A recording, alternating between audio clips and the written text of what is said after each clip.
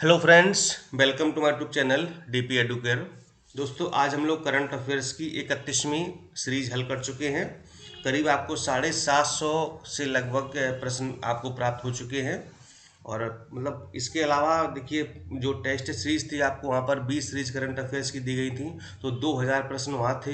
750 यहाँ हो गए हैं, अभी 3-4 सीरीज और होंगी, मतलब कि करीब समझो 3000 के आसपास प्रश्न आपको हमने करंट अफेयर्स के दिए हैं। साथ ही व्याख्या भी आपको दी गई है। तो मुझे लगता है कि साल भर के करंट अफेयर्स में इतने सारे प्रश्न आपको मिल चुके हैं, 2500-3000, तो करंट अफेयर्स आपका हो जाना चाहिए। तो आप लोग कोई भी प्रश्न परीक्षा में गलत करके ना आए।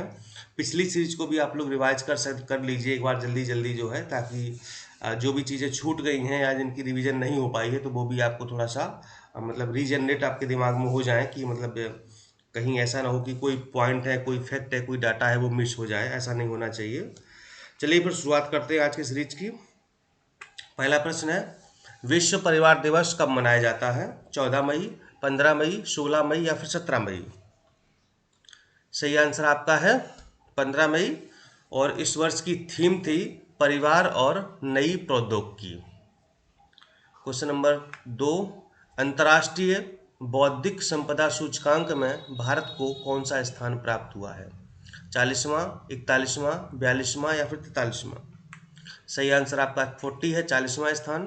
तो अंतर्राष्ट्रीय बौद्धिक संपदा सूचकांक में 53 देशों में भारत को 40वां स्थान मिला है। इस सूचकांक में अमेरिका को पहला स्थान दिया गया है। क्वेश्चन नंबर 3, भारत ने हाल ही में किस देश को पीछे छोड़ते हुए दुनिया में चौथा सबसे बड़ा विदेशी मुद्रा भंडारक देश बन गया है? जापान, रूस, फ्रांस या फिर ब्रिटेन? और ये आपका आंसर है रूस। तो आरबीआई के आंकड़ों के अनुसार 5 मार्च 2021 तक भारत का विदेशी मुद्रा भंडार 580.3 मिलियन डॉलर था, जबकि रूस का था 580.1 बिलियन डॉलर। इस प्रकार भारत रूस को पीछे छोड़कर चौथे स्थान पर आ गया है। क्वेश्चन नंबर 4, आईएमएफ यानी कि इंटरनेशनल मॉनेटरी फंड यानी कि अंतर्राष्ट्रीय मुद्रा कोष के हालिया आंकड़ों के अनुसार किस देश का विदेशी मुद्रा भंडार दुनिया में सबसे बड़ा है? चीन, जापान, अमेरिका या फिर सिंगापुर? सही आंसर आपका चीन है। तो चीन के पास दुनिया का सबसे बड़ा भंडार है। इसके बाद जापान और स्विट्जरलैंड जैसे देशों का नाम है। भारत का सबसे बड़ा कच्चा तेल आपूर्तिकर्ता देश कौन है? यानी कि भारत सबसे ज़्यादा कच्चा तेल कहाँ से मंगाता है या कहाँ से आपूर्ति होती है? ईरान, इराक, अमेरिका या फिर संयुक्त अरब अमीरात? सही आंसर आपका इराक है। 8,67,500 बीपीडी यानी कि ये कुछ नापने की यूनिट होती है कि 5 महीने के निचले स्तर पर खरीद में 23% की गिरावट के बावजूद इराक भारत में शीर्ष तेल आपूर्तिकर्ता बना हुआ है। विश्व जल दिवस कब मनाया जाता है? 22 मार्च, 23 मार्च, 24 मार्च या फिर 25 मार्च? सही आंसर आपका 22 मार्च है। संयुक्त राष्ट्र द्वारा मान्यता प्राप्त विश्व जल दिवस प्रतिवर्ष 22 मार्च को मनाया जाता है। विश्व जल दिवस 2021 की थीम थी वैल्यूइंग वाटर। वैल्यूइंग वाटर यानी कि पानी का मूल है, पानी की कद्र करो, पानी बचाओ भाई। विश्व कैंसर दिवस कब मनाया जाता है? 4 फरवरी, 5 फरवरी, 6 फरवरी या फिर 7 फरवरी? सही आंसर आपका है 4 फरवरी।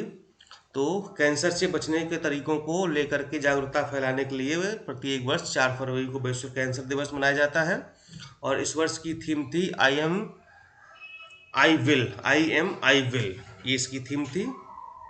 क्वेश्चन नंबर 8, शहीद भगत सिंह स्मारक का उद्घाटन शहीद दिवस की 90वीं वर्षगांठ पर कहाँ किया गया है?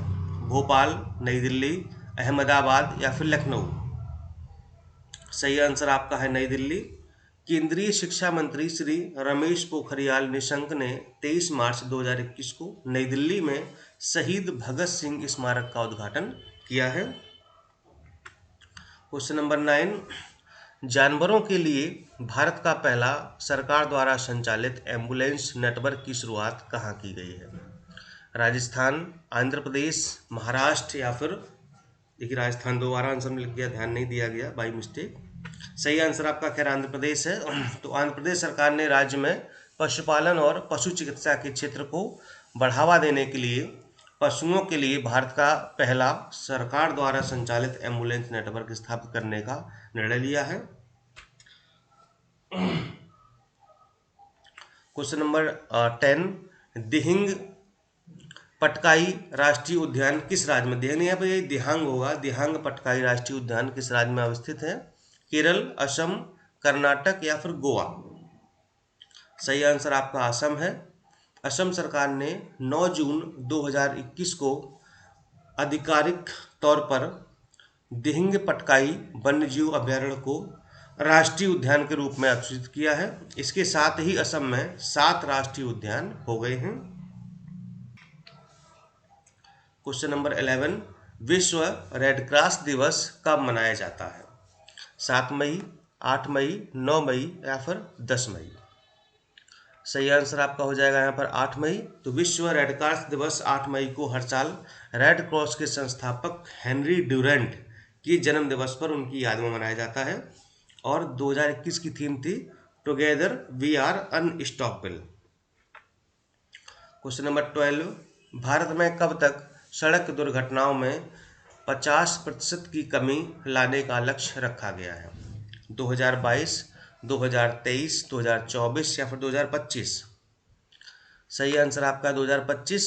तो प्रथम राष्ट्रीय सड़क सुरक्षा माह 2021 में 18 जनवरी से 17 फरवरी तक मनाया गया। भारत ने सड़क दुर्घटनाओं में वर्ष 2025 तक 50% की कमी करने का लक्ष्य रखा गया है। क्वेश्चन नंबर 13, टोक्यो ओलंपिक 2020 में कुल कितने खेलों को शामिल किया गया था?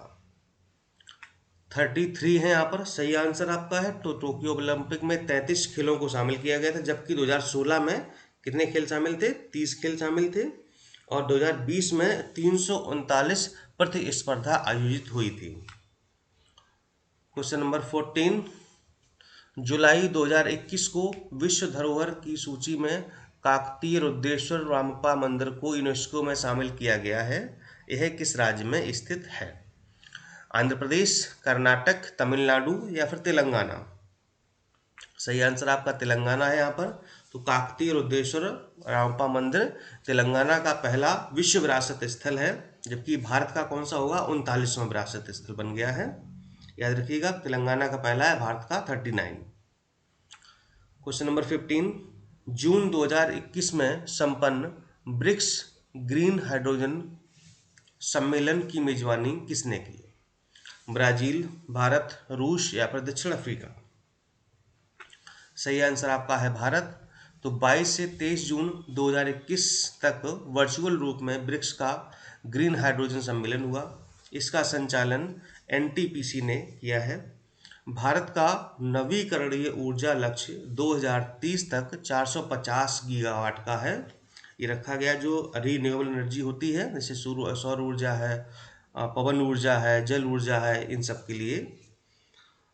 क्वेश्चन नंबर 16, किस राज्य की जीआई टैग प्राप्त मेहदाना मिठाई की पहली खेप बहरीन को निर्यात की गई है? उड़ीसा, बिहार, पश्चिम बंगाल या फिर केरल? सही आंसर आपका पश्चिम बंगाल है। पश्चिम बंगाल की जीआई टैग प्राप्त मेहदाना मिठाई का निर्यात बहरीन में किया जा रहा है। बहरीन की राजधानी मनामा है और बहरीन में अल खजीरा सुपर स्टोर से इसे उपभोक्ताओं तक पहुंचाया जा रहा है। क्वेश्चन नंबर 17, किस राज्य के एड्यूर चिली व किट्टूर मैंगो को भौगोलिक संकेत प्रदान यानी जीआई टैग प्रदान किया गया है?